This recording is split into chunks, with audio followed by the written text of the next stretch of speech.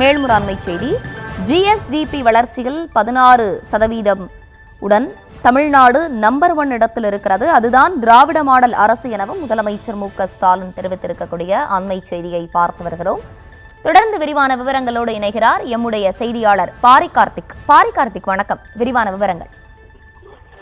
வணக்கம். ரிசர்வ் வங்கி அறிவித்திருக்கக்கூடிய அந்த ஜிஎஸ்டிபி வளர்ச்சி விகிதம் தமிழ்நாடு 16% உயர்ந்திருக்கிறது.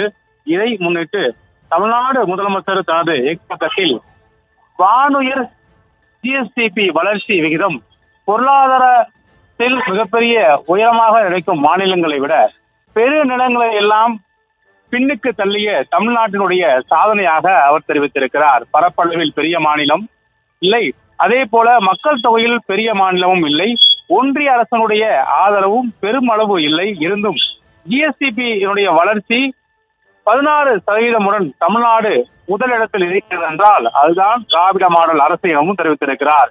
கடந்த 3 ஆண்டுகளில் நிலையான அதே வேளை மிக அதிகமான வளர்ச்சியை கண்டிருக்கிறது தமிழ்நாடு என்றும், எனவே நாம் சொல்லவில்லை, இந்திய ரிசர்வ் வங்கி இதை கூறுகிறது என்றும் தெரிவித்திருக்கிறார்.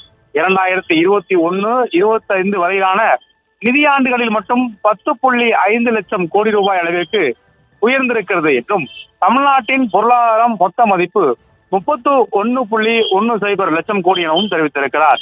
மேலும் நம்மோடு ஒப்பிடத்தக்க வளர்ந்த பெரிய மாநிலங்களான மகாராஷ்டிரா, கர்நாடகம், குஜராத் போன்றவற்றை விஞ்சிய இந்த வளர்ச்சி விகிதம் தமிழ்நாட்டிற்கே சொந்தம் எனவும் தெரிவித்திருக்கிறார். அதே போல தமிழகத்தில் தனிநபர் வருமானமும் உயர்ந்திருக்கிறது எனவும் தெரிவித்திருக்கிறார். 2031 ஆண்டில் திராவிட மாடல் 2.0 நிறைவிடும் பொழுது இந்தியாவில் தமிழ்நாடுதான் முதலிடத்தில் இல்லாத துறையே இல்லை என்ற நிலையை உருவாக்கி காட்டுவேன் என இது உறுதி எனவும் உறுதிபட தெரிவித்திருக்கிறார்.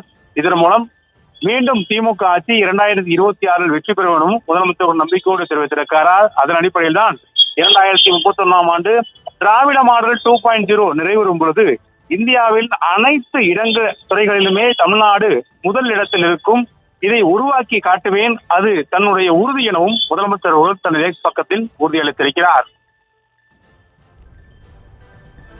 விவரங்களை வழங்கியமைக்கு நன்றி பாரி கார்த்திக்.